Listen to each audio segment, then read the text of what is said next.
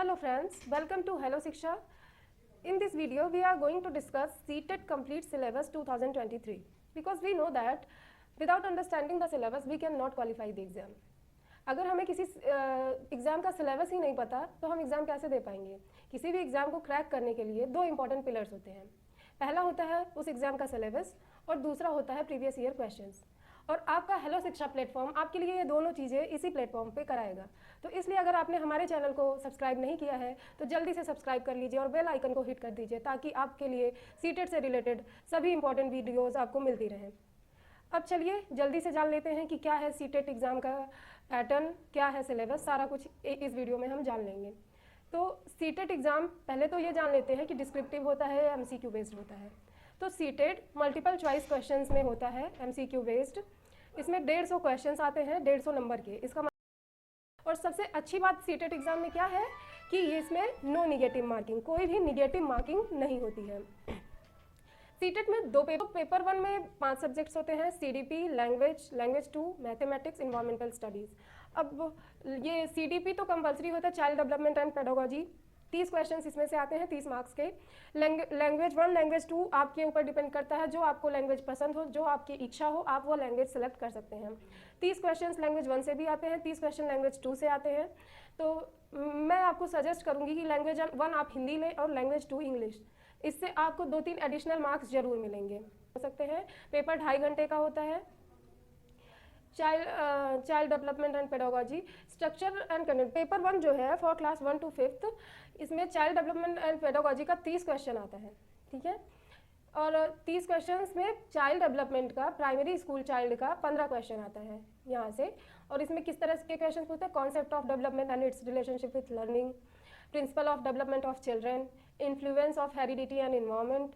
मतलब बच्चों के विकास में बच्चे जो वृद्धि करते हैं, विकास करते हैं, उसमें हेरिडिटी, आनुवांशिकता और पर्यावरण का कितना महत्व होता है, इसके बारे में हमें पढ़ना होगा। और ये हमारे एग्जाम में क्वेश्चंस पूछे जाते हैं।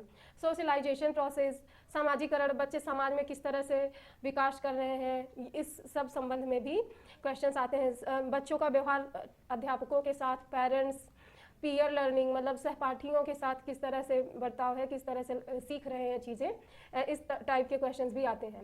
और बच्चों की लर्निंग पे ही पियाजे, वाइगोत्स्की और कोलबर्ग ने अपने अपने सिद्धांत दिए हैं। इनसे भी क्वेश्चंस हर बार ज़रूर पूछा जाता है।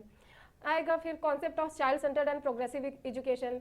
अब हमारे सीटेट में बाल केंद्रित शिक्षा आएगी कि बच्चों को ध्यान में रखकर, बच्चे को केंद्र में रखकर किस प्रकार से शिक्षा कराई जानी चाहिए। और critical perspective of the construction of intelligence, ये भी आएगा। फिर मल्टी डायमेंशनल इंटेलिजेंस, बहुबुद्धि सिद्धांत, ये भी आएगा। हार्वर्ड गार्डनर का है, ये जरूर पूछे जाते हैं, Howard Gardner. Language and thought आएगा। Gender as a social construct, gender से ज़रूर क्वेश्चन आता है। जेंडर रोल, जेंडर बायस या जेंडर स्टीरियोटाइप, दोनों में से ज़रूर कुछ ना कुछ पूछ ही लिया जाता है। इंडिविजुअल डिफरेंसेस एमंग लर्नर्स, जो लर्नर्स हैं, जो सीख रहे हैं, उनके बीच डिफरेंस क्या है, ये इससे क्वेश्चंस आते हैं। कास्ट से, जेंडर से, कम्युनिटी से, रिलीजन से, इन सब से क्वेश्चंस बनते हैं। Distinction between assessment for learning and assessment of learning. Assessment for learning and assessment of learning में अंतर पूछता है। School based assessment, continuous and comprehensive evaluation, perspective and practice, यहाँ सबसे भी क्वेश्चंस बनते हैं। अब बी देखते हैं, concept of inclusive education and understanding childrens with special need. जो बच्चे स्पेशल नीड रखते हैं, जैसे कि जो आँख से नहीं देख सकते या जो पैर से दिक्कत है जिन्हें, तो जिनको स्पेशल नीड है, उन बच्चों के साथ भी हर बच्चों की तरह ही व्यवहार करना इंक्लूसिव एजुकेशन कहलाता है। और वहाँ से क्वेश्चन 5 नंबर के पूछे जाते हैं। समावेशी शिक्षा, सबको साथ में ध्यान में रखकर एक साथ ही लर्निंग कराई जानी, उसी को समावेशी शिक्षा कहते हैं। और ये बड़ा इंपॉर्टेंट टॉपिक है और यहाँ से 5 नंबर के क्वेश्चंस पूछे जाते हैं। Addressing learners from diverse backgrounds including disadvantaged and deprived, addressing the need of children with learning difficulties, impairment et cetera. यहाँ तीसरा होता है लर्निंग एंड पेडागोजी। तो लर्निंग एंड पेडागोजी से 10 क्वेश्चंस बनते हैं। How children think and learn, how and why children fail to achieve success in school performance. तो जान लीजिए ये इन सब क्वेश्चंस में तो बच्चे क्यों फेल होते हैं, तो ये बच्चों की तो कभी गलती होती ही नहीं। हमेशा गलती किसकी निकाली है? टीचर्स की। कि टीचर्स की ही गलती है कि वो बच्चों को सिखा नहीं सके। तो इस तरह के क्वेश्चंस में कभी आप ये सोच के आंसर मत कर दीजिएगा चाइल्ड की कभी गलती नहीं रहेगी, चाइल्ड को सर्वोपरि माना जाएगा, हमेशा टीचर्स की ही गलती रहेगी, और ऐसे क्वेश्चंस बनते भी हैं। फिर basic processes of teaching and learning, क्या बेसिक प्रोसेस मतलब अप्रोच कुल मिला के पूछता है कि क्या होनी चाहिए बच्चों को पढ़ाने की, कौन सी अप्रोच होनी चाहिए। Child as a problem solver and a scientific investigator, मतलब जो बच्चा है वो एक प्रॉब्लम सॉल्वर की तरह देखना चाहिए, उसमें वो क्वालिटीज़ ना हो तो डेवलप करनी चाहिए। तो यहाँ से भी क्वेश्चंस आते हैं। फिर cognition and emotion, motivation and learning, factors contributing to learning, personal and environmental, यहाँ सबसे भी क्वेश्चंस आते हैं। अब यहाँ से आ गया लैंग्वेज वन। लैंग्वेज वन में कितने क्वेश्चंस आते हैं? 30 क्वेश्चंस आते हैं। कितने मार्क्स के? 30 मार्क्स के। लैंग्वेज कॉम्प्रीहेंशन पहला रहता है और इससे 15 क्वेश्चंस आते हैं। तो लैंग्वेज कॉम्प्रीहेंशन में क्या रहता है? Reading unseen passages, 2 passages, 1 prose और drama and 1 poem with question on comprehension, inference, grammar and verbal ability. Prose passage में भी लिटरेरी, साइंटिफिक, नैरेटिव और डिस्कर्सिव। तो यहाँ क्या होता है, जो लैंग्वेज वन आप लेंगे, चाहे वो हिंदी ले, चाहे इंग्लिश ले, या कोई थर्ड लैंग्वेज ले रहे हैं, तो उसमें एक प्रोज आएगा और एक पोएट्री, मतलब एक प्रोज मतलब गद्यांश आएगा, एक पद्यांश आएगा। तो उसमें से क्या करना रहेगा, आपको गद्यांश या पद्यांश दिया गया, उसमें नीचे आपसे क्वेश्चन 4-5 पूछा रहेगा कि इस क्वेश्चन का आंसर, तो आपको उसी पद्यांश से ढूंढ के उस क्वेश्चन का आंसर देना रहेगा। आसान होता है, आराम से सॉल्व हो जाता है, थोड़ी सी प्रैक्टिस लगती है बस। अब लैंग्वेज की पेडागोजी देख लेते हैं। पेडागोजी ऑफ लैंग्वेज डेवलपमेंट, यहाँ से 15 क्वेश्चन आते हैं। 15 क्वेश्चन कॉम्प्रीहेंशन के, 15 क्वेश्चन पेडागोजी के आते हैं। पेडागोजी मतलब पढ़ाने का तरीका। तो learning and acquisition, principle of language teaching, role of listening and speaking, critical perspective on the role of grammar in learning. मतलब ये लैंग्वेज है तो ग्रामर होगा ही लैंग्वेज का, तो यहाँ सबसे क्वेश्चन पूछे जाते हैं। लैंग्वेज पढ़ाने का प्रिंसिपल क्या है, इन सबसे क्वेश्चंस पूछे जाते हैं। Challenges of teaching language in a diverse classroom. Diverse classroom मतलब क्या हो गया कि जहाँ बहुत से बहुभाषी बच्चे बैठे हैं, कोई हिंदी बोल रहा है, कोई इंग्लिश बोल रहा है, कोई मराठी, कोई उर्दू बच्चा बैठा है।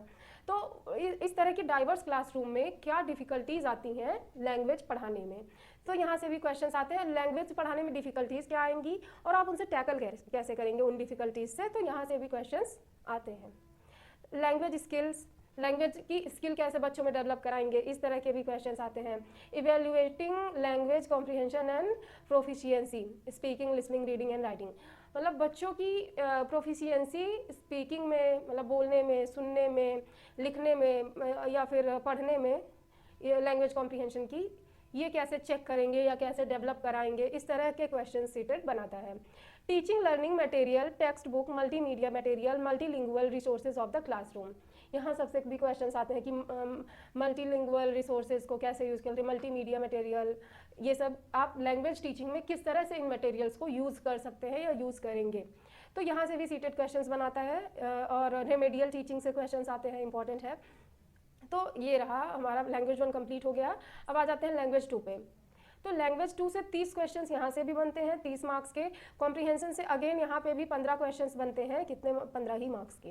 तो यहाँ बस लैंग्वेज टू में डिफरेंस क्या है, लैंग्वेज वन से लैंग्वेज टू में बस एक ही डिफरेंस है कि कॉम्प्रीहेंशन में लैंग्वेज वन में प्रोज पोएट्री दोनों आ रहा था, अर्थात गद्यांश और पद्यांश दोनों आ रहा था, लेकिन लैंग्वेज टू में केवल पैसेज आता है, प्रोज गद्यांश आएगा, उसको पढ़ के उसका आंसर देना रहेगा। 2 गद्यांश आएंगे तो उसको पढ़ के उसका आंसर देना रहेगा, तो वो करना रहता है आराम से।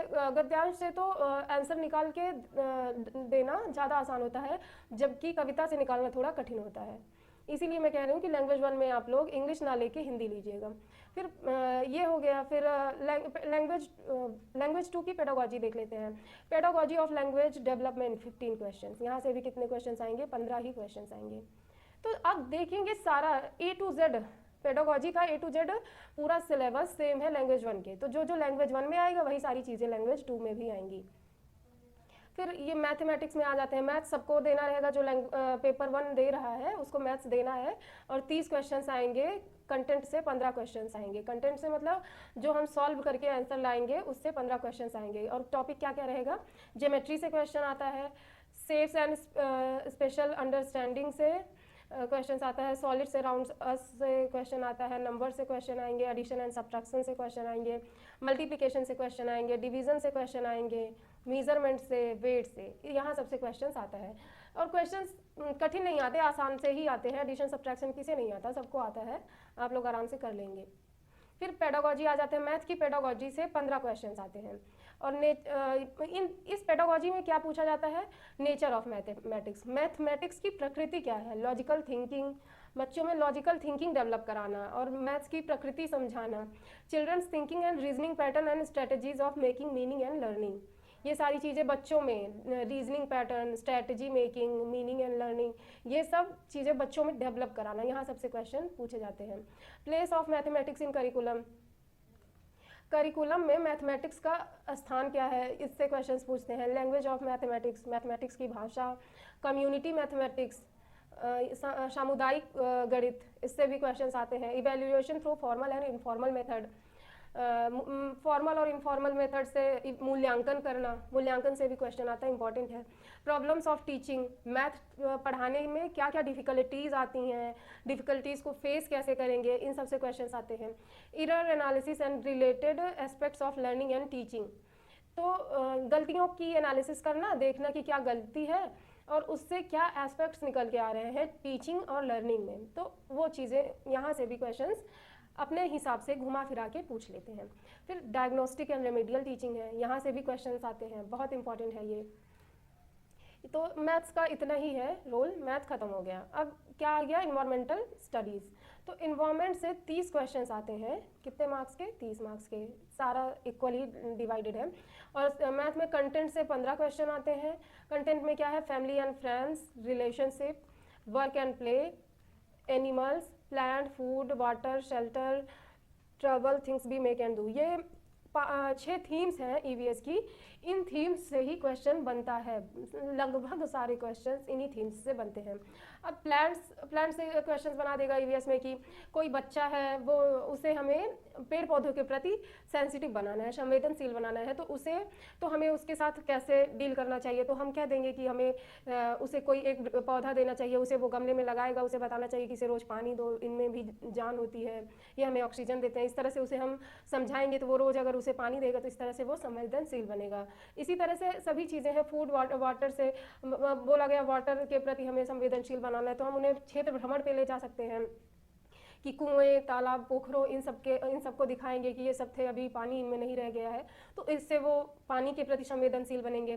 तो इस तरह से हम थीम्स से इन्हीं तरह से क्वेश्चंस पूछे जाते हैं कि किसी बच्चे को वाटर के प्रति हमें संवेदनशील करना है या उससे ट्रैवल कराना है। ट्रैवल से भी काफ़ी क्वेश्चंस आते हैं क्योंकि ईवीएस में ट्रैवल का बहुत इंपॉर्टेंट रोल है। इन्वायरमेंट को आप घूम टहल कर ही देख सकते हैं, तो यही सब चीज़ें हैं, ईवीएस से यहीं से क्वेश्चंस बनते हैं। फिर पेडागोजिकल इशू, मतलब पढ़ाएंगे कैसे उसको, या बच्चों से क्या दिक्कत आएगी, पढ़ाने में क्या दिक्कत आएगी, ये सबसे यहाँ से क्वेश्चंस आते हैं। तो पेडागोजी में पूछते हैं concept and scope of EVS, significance of EVS, integrated EVS, environmental studies and environmental education, learning principles, scope and relation to science and social science. मतलब ईवीएस में 5th तक आप लोग देखेंगे कि साइंस और एसएसटी की अलग अलग बुक्स नहीं चलती, ईवीएस चलती है। उसी ईवीएस में सारा कुछ होता है, हिस्ट्री, ज्योग्राफी, साइंस, सारा कुछ एक ही बुक में, तो उसे ईवीएस कहते हैं। तो वही इंटीग्रेटेड ईवीएस इसीलिए लिखा गया और पूछा जाता है कि ईवीएस किस तरह का विषय है, ये क्वेश्चन बनता है सीटेट में। तो इसमें इंटीग्रेटेड ऑप्शन रहेगा, तो आप इंटीग्रेटेड पे टिक कर देंगे तो आपके 1 नंबर पक्के हो जाएंगे। Environmental studies and environmental education, learning principles, scope and relation to science and social science, मतलब ईवीएस में साइंस और सोशल साइंस में रिलेशन क्या है, ये क्वेश्चंस बनते हैं। Approaches of presenting concepts, activities, EVS में एक्टिविटी का बड़ा महत्व है। एक्टिविटी जितनी कराएंगे बच्चे से, बच्चा उतना चीज़ों को समझेगा और कॉन्शियस होगा चीज़ों के प्रति। एक्सपेरिमेंटेशन, प्रैक्टिकल वर्क मतलब कि करके सिखाइए बच्चों को।